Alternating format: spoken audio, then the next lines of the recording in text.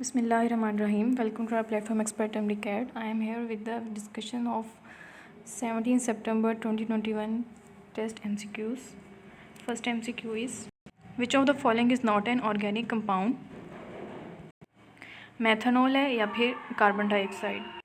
हमें पता है कि मेथनॉल जो है वो एक अल्कोहल है, ठीक है।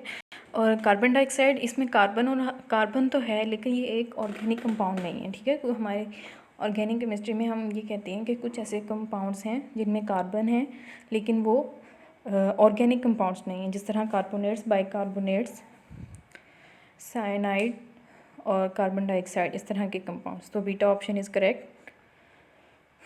Linking property of carbon is called catenation.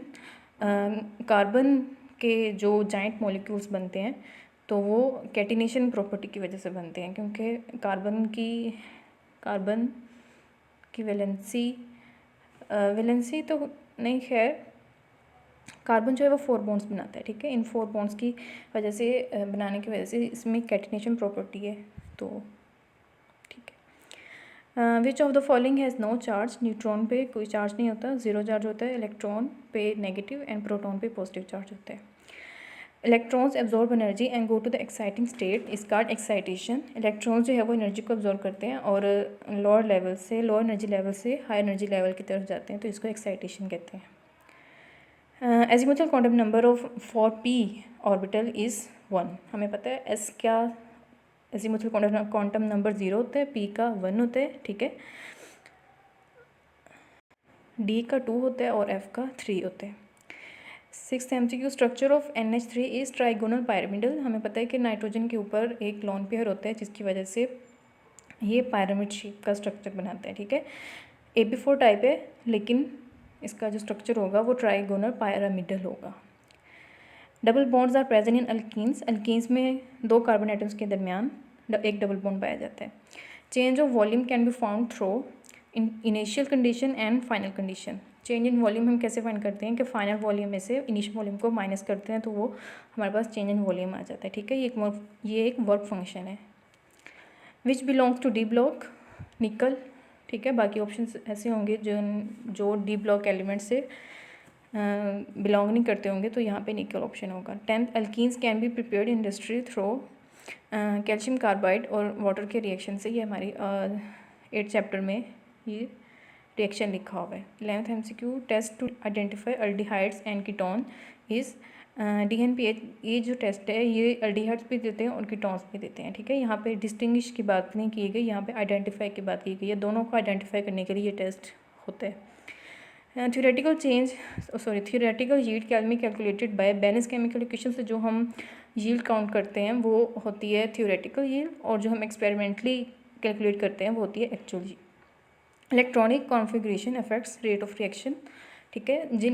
Electronic configuration से हमें पता चलता है कि वैलेंस शेल में कितने इलेक्ट्रॉन्स हैं, ठीक है, और वो कितने बॉन्ड्स बना रहे हैं, उसकी बॉन्ड एनर्जी कितनी है और वो किस तरह से रिएक्ट कर सकता है, उसका रेट मतलब कि स्लो रिएक्शन देता है या फास्ट रिएक्शन देता है, तो इस तरह से ये रेट ऑफ रिएक्शन हमें पता चलता है। 14th, power is directly proportional to the voltage and current. Power का हमें फार्मूला पता है कि P = IV, दोनों के वोल्टेज एंड करंट दोनों के डायरेक्टली प्रोपोर्शनल है। मोमेंटम रिमेन्स कंजर्व्ड इन, मोमेंटम हमेशा कंजर्व रहता है इन आइसोलेटेड कंडीशन, इन आइसोलेटेड सिस्टम। जो चीज़ कंजर्व नहीं रहती किसी भी कोलिजन में वो होती है काइनेटिक एनर्जी, ठीक है। इनइलास्टिक कोलिजन में काइनेटिक एनर्जी कंजर्व नहीं रहती, लेकिन मोमेंटम इलास्टिक और इनइलास्टिक दोनों कोलिजन्स में कांस्टेंट रहता है।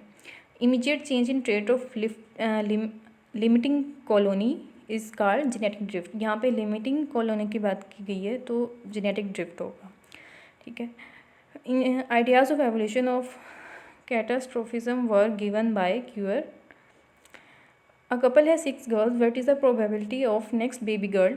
हमेशा ही जैसे कोई भी प्रेगनेंसी हो, भले कितनी ही प्रेगनेंसी हो, तो प्रोबेबिलिटी हमेशा 50-50% होती है, मेल के लिए भी और फीमेल के लिए भी, ठीक है। मेल हमें मतलब कि नेक्स्ट जो चाइल्ड होगा वो मेल होगा या फिर फीमेल होगा, हमेशा 50% प्रोबेबिलिटी होती है। One sarcomere is separated from the other by Z line. दोनों दो सार्कोमेयर जो हैं वो जी लाइन से सेपरेटेड होते हैं, ठीक है। और दो सार्कोमेयर्स के दरमियान का हिस्सा वो दो जी लाइन के दरमियान का हिस्सा एक सार्कोमेयर कहलाता है। Cranial nerves are 21 diameter of atom is 0.5 nanometre. Atom का जो डायमीटर होता है वो 0.1 to 0.5 नैनोमीटर की रेंज में होता है। तो Charlie is correct option. 22 it's been 2 years since they came here, ठीक है। अब यहाँ पे सेकंड फॉर्म आएगी, क्यों कि वो आया तो 2 साल पहले है ना, वो पास्ट की बात है, ठीक है। पास्ट में वो आया लेकिन वो अब भी रह रहा है, इसलिए यहाँ पे सिंस दे केम हेयर आएगा। 21 unit of momentum is Newton second भी होता है और किलोग्राम मीटर पर सेकंड भी होता है। Magnetic field lines passing per unit area magnetic flux Wien's constant is kelvin metre, ठीक है। उसका फॉर्मूला होता है टेम्परेचर इनटू वेवलेंथ, तो beta is correct option. He walk towards window and jumped. ये सेंटेंस जो है वो कम्प्लेक्स सेंटेंस है। कम्प्लेक्स सेंटेंस वो होते हैं जिनमें एक इंडिपेंडेंट क्लॉज हो और बाकी एक या दो या फिर इससे ज़्यादा डिपेंडेंट क्लॉजेज हो, ठीक है। तो अब ही वॉकअप ये इंडिपेंडेंट क्लॉज है, वॉक टुवर्ड्स विंडो ये डिपेंडेंट क्लॉज है। हमें कोई समझ नहीं आ रही क्या हो रहा है, ठीक है। अगर हम बाकी सेंटेंस को छोड़ दें, ही वॉकअप को छोड़ दें, तो वॉक टुवर्ड्स विंडो इसका कोई ख़ास मतलब समझ नहीं आ रहा। एंड और जम्प्ड, ठीक है, जम्प्ड एक अलहदा सी क्लॉज है, तो इस वजह से हम कह रहे हैं कि एक इंडिपेंडेंट और दो डिपेंडेंट क्लॉजेज हैं, इस वजह से ये कम्प्लेक्स सेंटेंस है। कंपाउंड में ये होता है कि दोनों ही इंडिपेंडेंट क्लॉजेज होती हैं। 27 dimensions of energy is ml² T पर स्क्वायर, ठीक है। ये आप कैलकुलेट फाइंड कर सकते हैं। 28 एक्सप्लोजन कॉजेज शॉक वेव्स, कोई भी एक्सप्लोजन हो तो उससे जो वेव्स प्रोड्यूस होती हैं उनको शॉक वेव्स कहते हैं। विच of the following is most reactive for halogenation? Fluorine सबसे ज़्यादा रिएक्टिव है और इसका रिएक्शन हेलोजिनेशन में बहुत ज़्यादा एक्सप्लोसिव होता है, ठीक है। क्लोरीन और ब्रोमीन नॉर्मल रिएक्शन देते हैं और आयोडीन स्लो रिएक्शन देते हैं।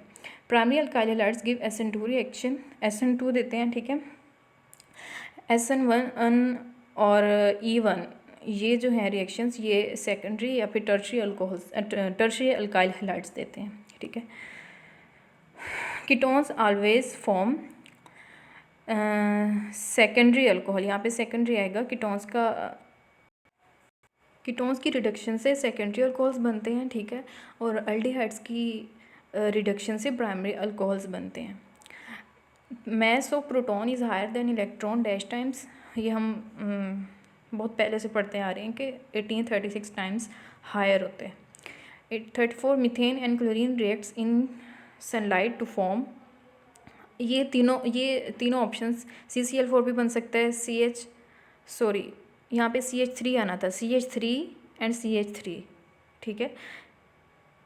ये भी बन सकता है CH3 मतलब कि अल्केन भी बन सकता है, CH2Cl2 CH3Cl, ये सारे बन सकते हैं, ठीक है। बीटा ऑप्शन में CH3 आएगा और ये सारे करेक्ट होंगे। इस तरह से कि जब हम क्लोरीन को ज़्यादा लेंगे, क्लोरीन एक्सेस में होगा, तब अल्फ़ा वाला प्रोडक्ट चार्ली वाले प्रोडक्ट ये बनेंगे, ठीक है। और अगर मीथेन एक्सेस में होगा, और या फिर हम इस तरह से भी कह सकते हैं कि जब टर्मिनेशन रिएक्शन होता है हेलोजिनेशन में, तब उसका जो टर्मिनेशन रिएक्शन होता है उसमें बीटा प्रोडक्ट बनेंगी, ठीक है। तो ये तीनों ऑप्शंस करेक्ट हैं। 35 reactivity of benzene is due to resonance structure and delocalization. Benzene की जो रिएक्टिविटी है वो इन दोनों चीज़ों की वजह से होती है, मींस कि वो उसके जो इलेक्ट्रॉन्स हैं वो इजीली अवेलेबल नहीं होते, डीलोकलाइज होते हैं, ठीक है, रिएक्शन के लिए। तो रिएक्टिविटी यहाँ पे मैक्सिमम रिएक्टिविटी या लो रिएक्टिविटी इसकी बात नहीं की जा रही, बस नॉर्मल रिएक्टिविटी की बात है। तो ये दोनों ऑप्शंस करेक्ट हैं। 36 in ketones carbonyl group is attach directly to the 2 carbon. हमें पता है कीटोन्स में कार्बोनाइल ग्रुप जो है उसके दोनों साइड पे R चेन्स होती हैं, और R चेन्स क्या होती हैं कि कार्बन की चेन्स होती हैं, तो 2 कार्बन्स डायरेक्टली 2 कार्बन से अटैच होता है। 37 alkyl halides give nucleophilic substitution reactions. ये अल्काइल हैलाइड्स की प्रॉपर्टी है कि वो न्यूक्लियोफिलिक सब्स्टिट्यूशन रिएक्शंस देते हैं, ठीक है। Primary alcohol gives reacts with zinc chloride on heating. Primary alcohols on heating, ठीक है। Secondary alcohols on after 5 minutes, और जो टर्शियरी अल्कोहल्स हैं वो इमीडिएटली रिएक्शंस दे देते हैं। 36 MCQ 1,2 benzene dioic acid is called phthalic acid, ठीक है। ऑक्जेलिक एसिड होता है COOH बॉन्ड, 2 कार्बन के बॉन्ड होते हैं, और COOH, ठीक है। थैलिक एसिड होता है कि बेंजीन के पहले और दूसरे कार्बन के साथ COOH लगा हुआ होता है। 14th MCQ polyester is used in fabric industry. Fabric industry में पॉलिस्टर का कपड़ा भी बनता है और एक्सेट्रा, ठीक है। This was all about the discussion of PMC and MDCAT 2021 MCQ of 17 सितंबर। थैंक यू, अल्लाह हाफिज़।